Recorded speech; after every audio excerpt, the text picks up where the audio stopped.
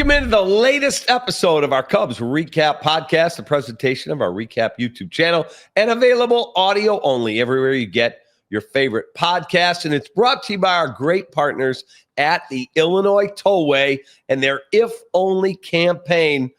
We've all said it before, if only I had slowed down. The Illinois Tollway's new campaign is called If Only, and it's a powerful reminder that speeding doesn't just put you at risk, it affects everyone on the road. There's my partner, that is Gordon Wittenmeyer, and our special guest, my partner here on the recap, Ryan McGuffey. We'll talk some baseball and some famous TV shows we're going to start with that have a baseball theme to them in a couple of episodes. Before we came on... You run out of White Sox stuff that's relevant, right? That's why you're here today? Is that what we're talking about? I'm just here for the entertainment. He's got the Pope now. So yeah, that's right. You got the Pope. We got the Pope. So you know what, Gordon? He's good to go. So the TV show Mr. Ed, one of my all-time favorites. Are we really going? Yes. This is how the podcast is started. This was an off-the-cuff discussion before we started. Mr. Ed is a talking horse. So much for our 18 to 44 demo. Ends up batting against Sandy Koufax and getting inside the park home run. Hello. For all you kids out there. I'm Mr. Ed. Yeah, and then Herman Munster on the Munsters plays baseball. Now, that was a great episode. Yes, it was awesome. Look at how happy he is. He hit the ball farther than Shohei. It was crazy. All right, so that's our... Meanwhile, Ian Happ has an oblique that no one knows about, but we're talking about, I'm Mr. Mr. Ed. Exactly. And, hey, Herman Munster, that was the judge in My Cousin Vinny. Fred Gwynn, rest in peace. Terrific movie that was. That was a great movie. That was a great role, too. It was. Did you say Utes? Utes? The two Utes. Okay, let's get into baseball. Fast forward to color television and 4K. Okay, let's start with, you mentioned Ian Happ. He is going to miss his third consecutive ball game with a strained oblique. They have not done anything to put him on the injured list, which leads me to believe that he probably will be back in the next day or two. But he did miss Saturday. It might lead you to believe they're giving it as much time as they can to Saturday and Sunday, and now Monday. That's 3 straight days. Yeah. That concerning? How worried are you about it? I think they got enough bats in that lineup that they're fine for if they can pitch.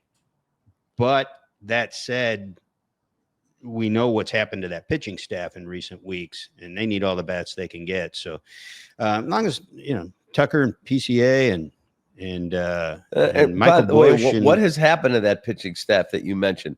One guy went down. 2 guys went down. Steele was a long time ago. But he's your best pitcher, and he's gone for the year. That underscores the whole thing. And guess what? Cade Horton came up. We'll get to him in a minute. We'll get to him in a minute. I got some thoughts on that. Pitched his tail off. But let's talk first about Ian Happ. He's out right now. PCA is leading off, and then hit a home run yesterday to tie the ball game at 1.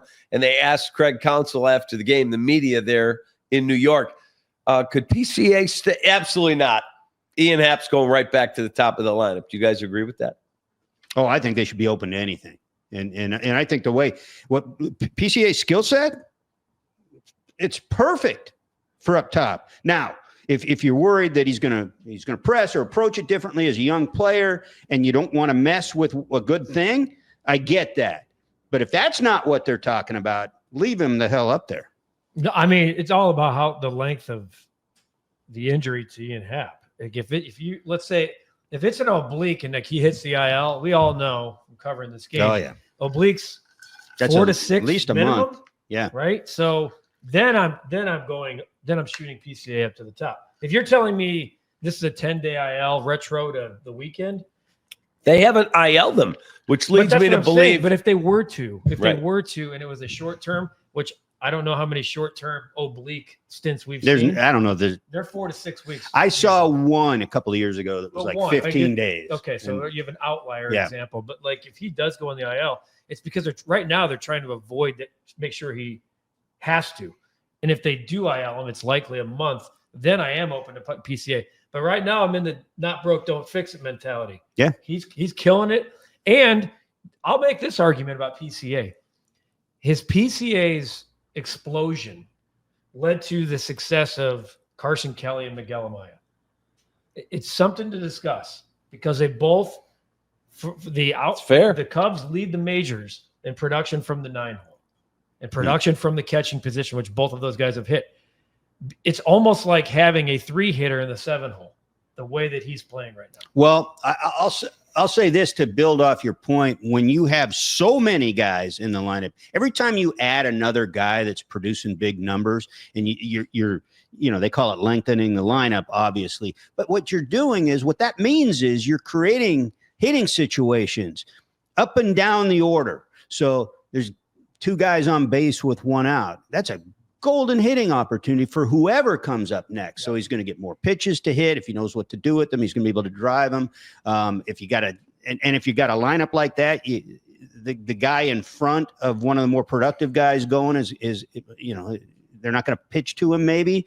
So you're going to get another guy on base. I mean, that's probably, I would suggest that so many guys have produced early for the Cubs that it's really having a ripple effect all the way up and down. But none more so maybe than PCA, because he was the guy we weren't sure if he was going to pick it up where he left off. Okay, so I want to give you a stat. This is courtesy of our friend Michael Cerami from Bleacher Nation, my buddy. Yeah.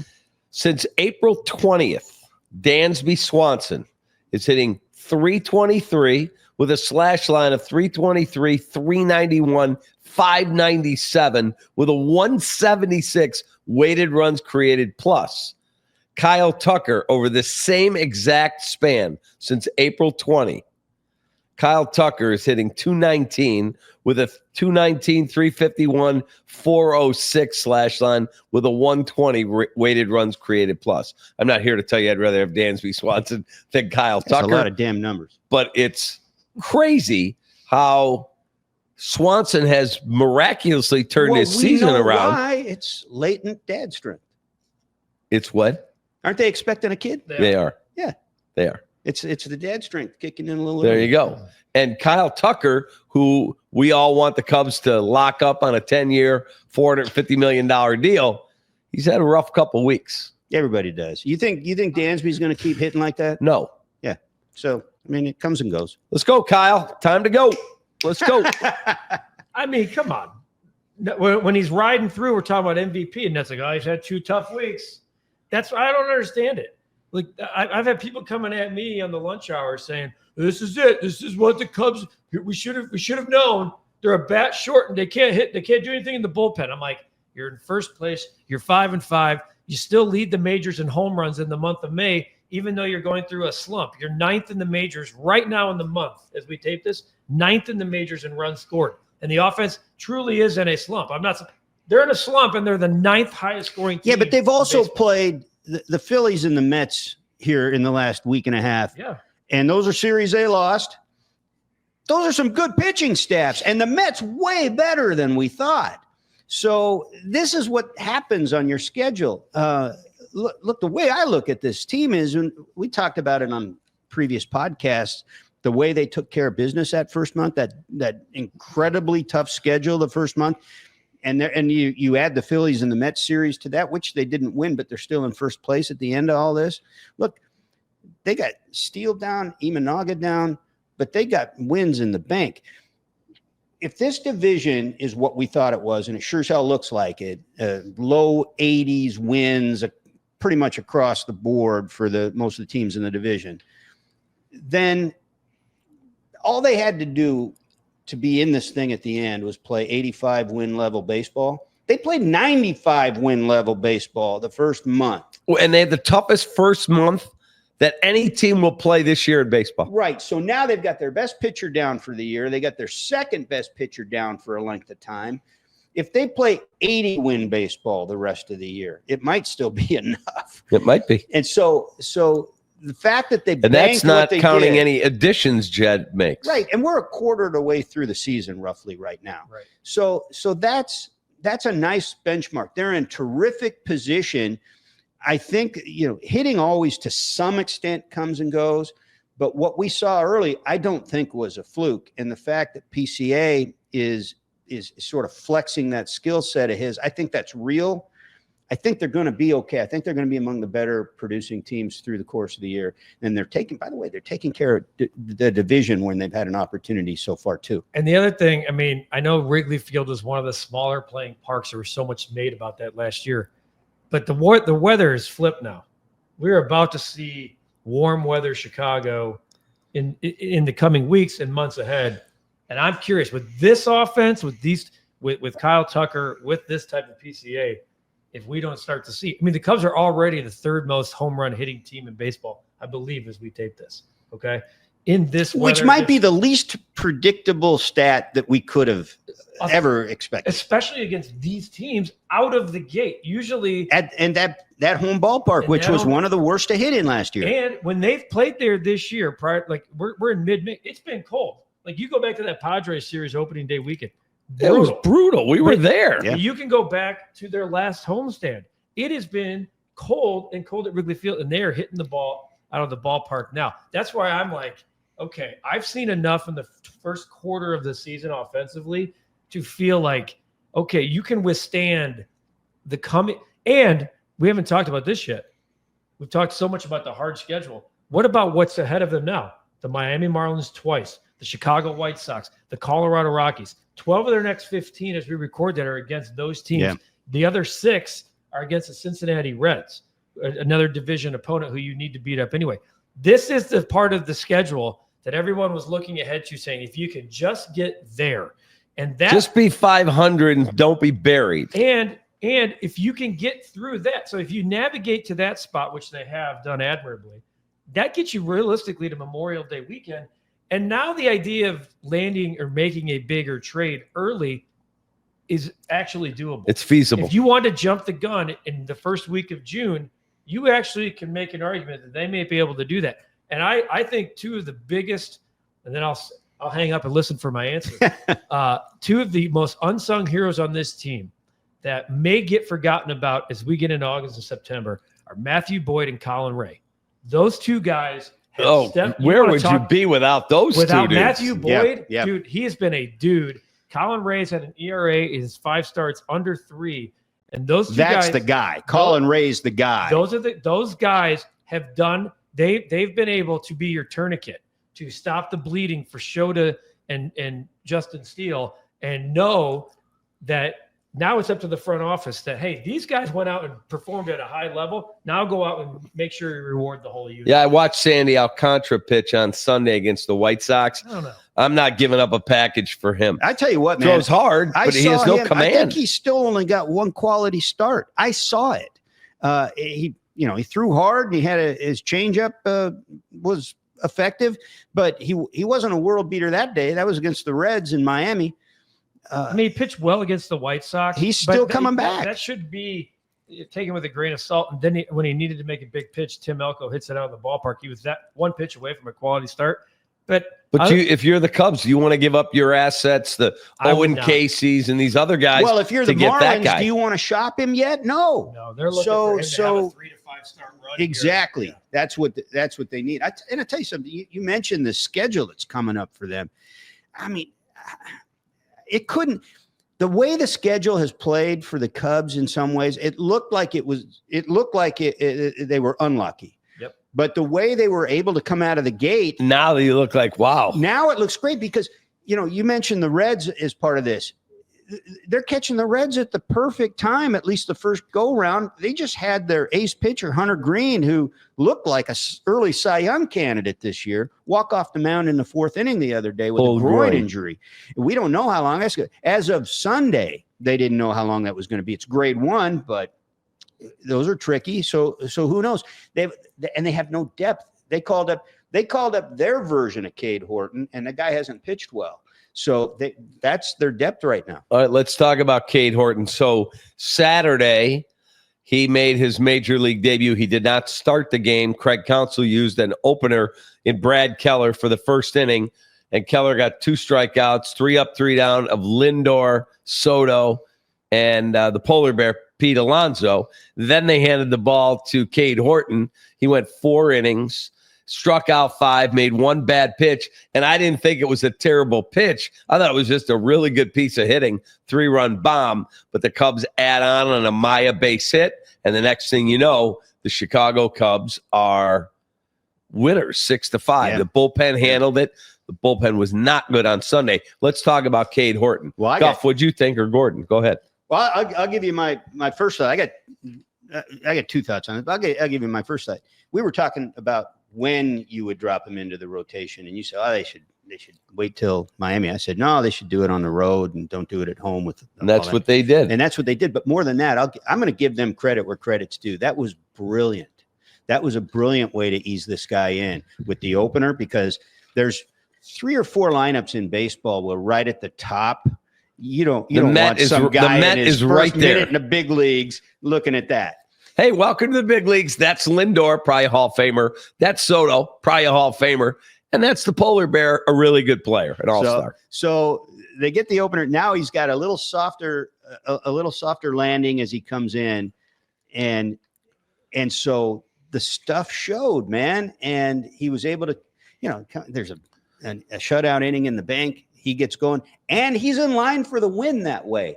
He goes, if he goes 3 2/3, 4 innings, 4 1/3, and he's got the lead, he's in line for a win, because you're not expecting a whole hell of a lot more than that in the guy's first go around, especially against the Mets on the road. And he gets the win. And he gets the win. You did everything you could for him to do sort of a low bar, minimum quality, and come away feeling great. Yep, no question. Guff, what'd you think?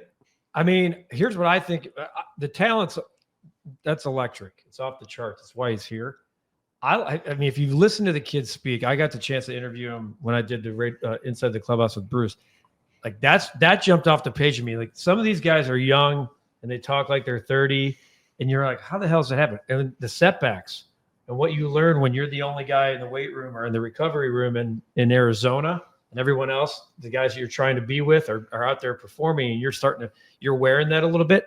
This guy, I think, understands 2 things. He understands the pressure of being a high pick, high prospect, and the balance of the mental side of things. Where, hey, you're not always going to be perfect. And for him to have that, like, I heard him after the game, and I re-looped the interview 2 or 3 times, because he was talking about, hey, like, something bad's going to happen. You just got to keep on pitching. He's like, I'm looking around. I'm in New York facing Juan Soto.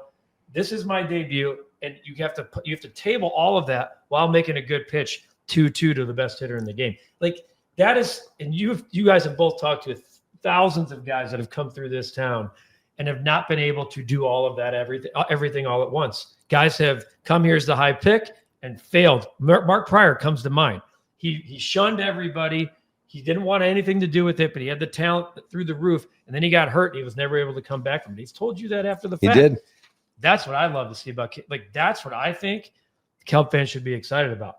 And it's not just about every 5 days. We don't know what these guys are dealing with in their days in between, how they feel, how they bounce back, what they're dealing with at home. And Cade Horton I feel like the best thing that ever happened to him is that he went through that speed bump, because he's going to have blips on the radar as we go forward. But I think this kid's positioned with a staff around him in Craig Counsell and coaching wise. And then you look at the veterans in the clubhouse. I don't know, man. Like, I think Cade Horton could be a dude down the stretch for the I Cubs. do. I really liked, so he's got 2 strikes on Soto. Amaya puts down fastball. He's got electric fastball. And this kid in his debut goes, I'm good. Yeah. I'm good. Yeah. I'm throwing a changeup. And he throws an 80 whatever mile an hour changeup, and Soto's way out in front of it. And I went, okay, that kid's got balls. That kid has was the big strikeout balls. pitch. Yeah. Earlier in that at bat, he located a slider in the zone. I mean, he showed him everything he had. He did. He set him up and showed him everything he had. It was super cool. This was my other thought on that. If this kid sticks, if he contributes, and I'm not talking about, going on and winning Rookie of the Year or whatever. Well, do you guys think he'll go back to Iowa ever again? Ever again? If I were I'm betting, I'm betting for this season, the bet would he's be here to stay. yeah, that would be I mean, the Why? odds would suggest the yes. odds would tell you minus 200. Yeah, I mean, clearly. But I'll take the plus 160. But he certainly there's certainly a ton of reason to believe he could stick, number one is need, and number two is what we saw the other day. But this was my thought. If he does stick, if this guy contributes, and again, just consistently, just contributes, that might be the most important pitched at bat we've seen this season for the Cubs, or that we'll see. Interesting. That think about it. Juan Soto isn't just a $765 million contemporary ball player. He's historically one of the greatest left-handed hitters in the game for what he's done so far. No doubt. And every player knows that. And every pitcher who looks down the mound at him knows that. And this kid has, nothing time in the big leagues. And he has that at bat against him.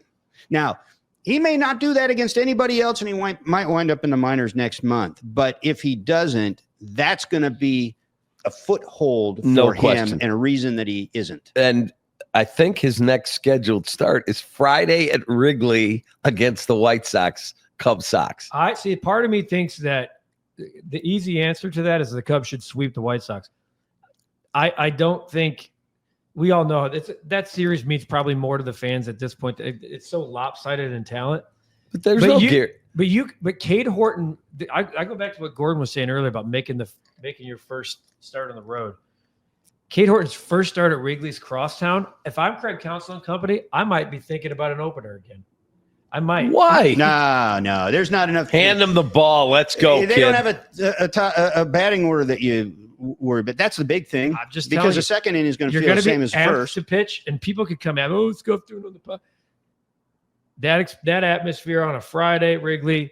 If it's any other team, even any other team, but he'll probably go out there and shove through. See, this is your White Sox bias. Oh, man. bullshit! Nobody gives a shit about the White Sox. He's going to look at them and say, it's going to be an electric atmosphere. I can't wait. With a lot of expectation. It's going to be full. It's going to be loud. I think he's a mature kid. Manage it. But he'll be able to handle. They're going to have. No guarantee you're going to win that baseball game. No. They're going to have their approaches and their. We just saw the Rockies pound San Diego. I didn't see that coming. If Cade Horton goes 2 2/3 of 6 in baseball, I'm coming on next week. I'm in agreement with you. From the top rope. Not on me. I also will be here. It's always me. No, it's always me. I will also be here when he goes 7 innings of 1-hit baseball and strikes out 12. I would start him, but there's no guarantee how it's going to go. Yeah, who knows? I mean, but I would absolutely start him. 100%.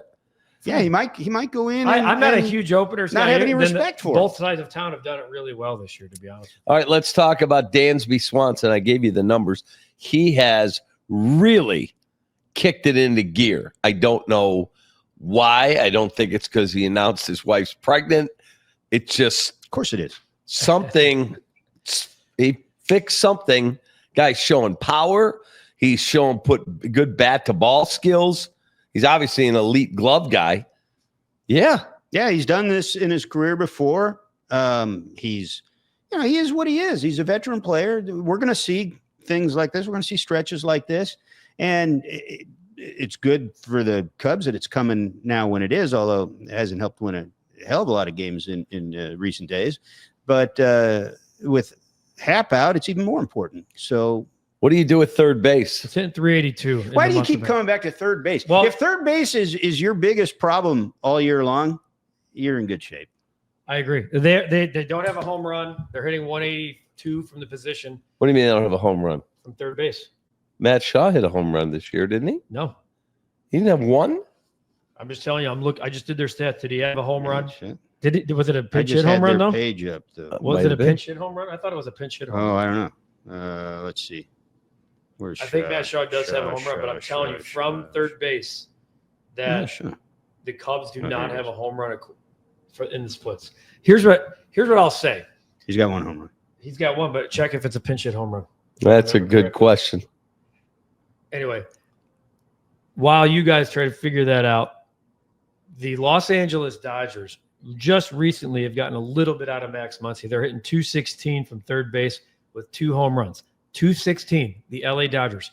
One more thing about the Dodgers, because what happens with fans We all do this because you cover the team you cover. His home runs as a pinch hitter against the Diamondbacks. Tell me you know something about the Cubs. Well, thank you.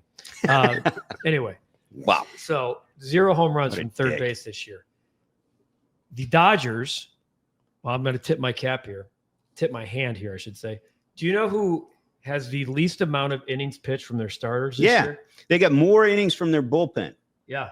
So my point is, the reason I'm saying that is while all the Cub fans are out here yelling, Jed, get a starting pitcher and get a third baseman, the LA Dodgers have the exact same problems. And I can argue that they have more problems, especially from their starting. They also have more pitchers who, when any of them get healthy, they're high-end guys that can come right in. I understand that, but you got multiple guys on the 60-day IL. What I'm saying they're in a bubble is that every team's got a problem. We can dice. Every team's got a hole.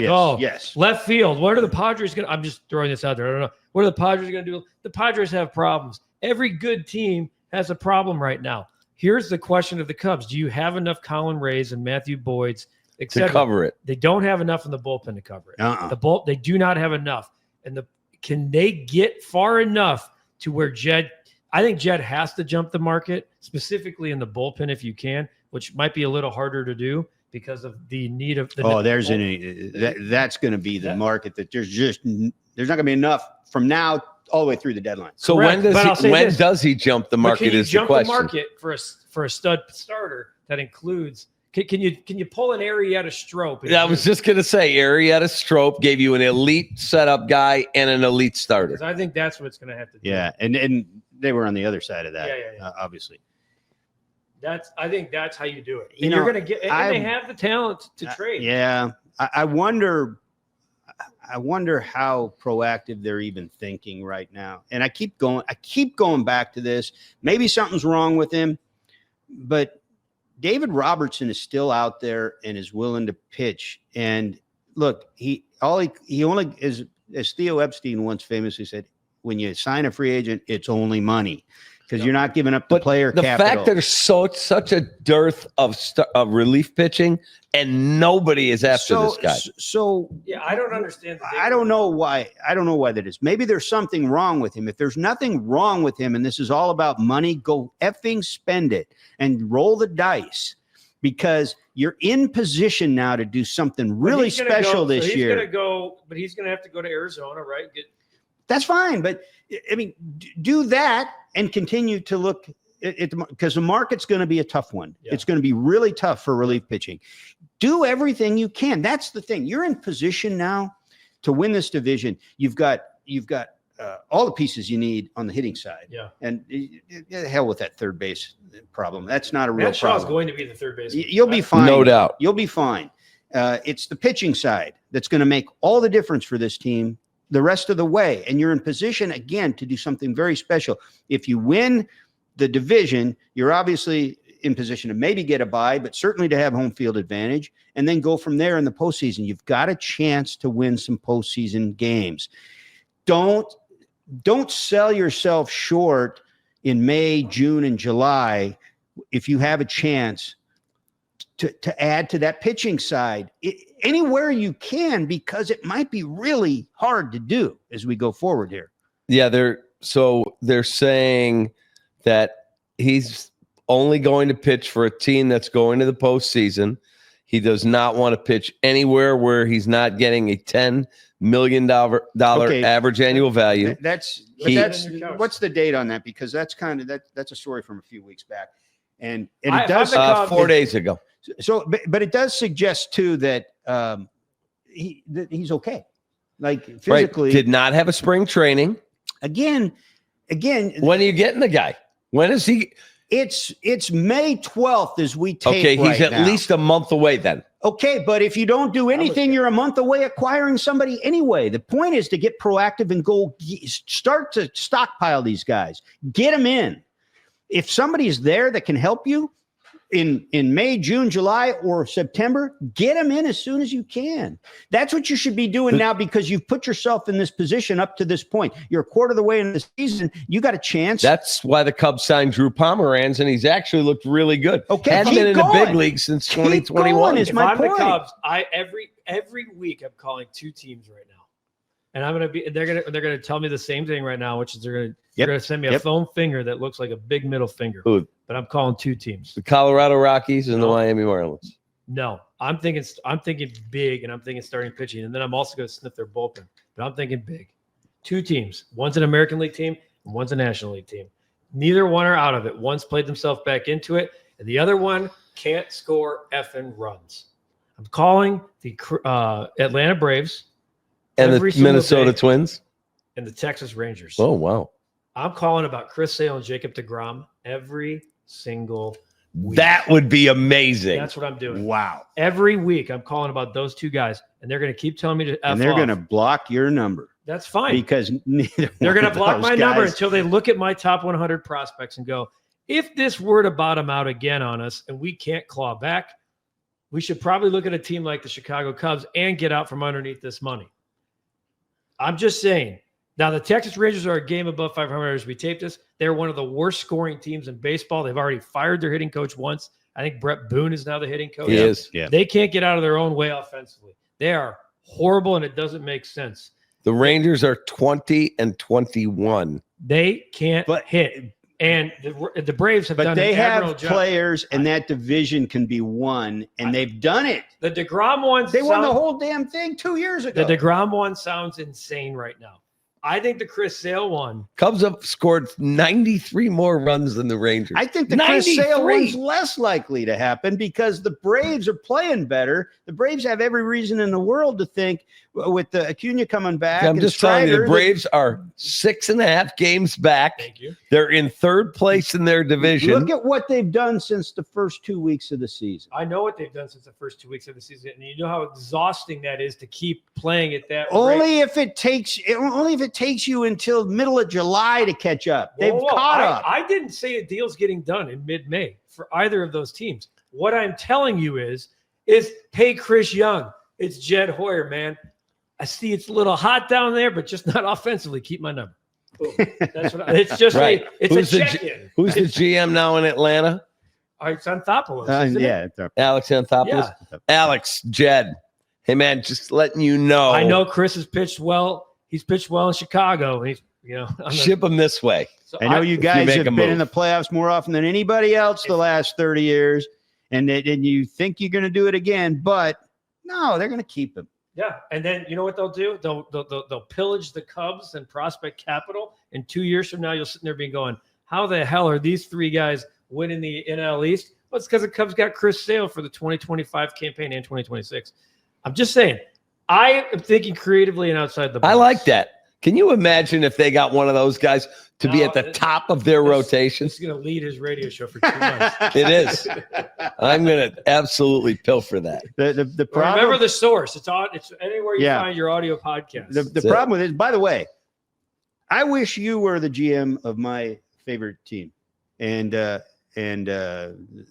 wish I was the GM of my favorite team too. And it's somebody, wow. and you had an owner that was willing to spend. Yeah. Because the problem with this whole thing is it's the Chicago Cubs. I know. Well, that's and Jed says he's got dry powder. The hell does that mean? We've heard that shit before. See, this is why everyone. This is why this entire town is up in arms right now. No one wants to hear it.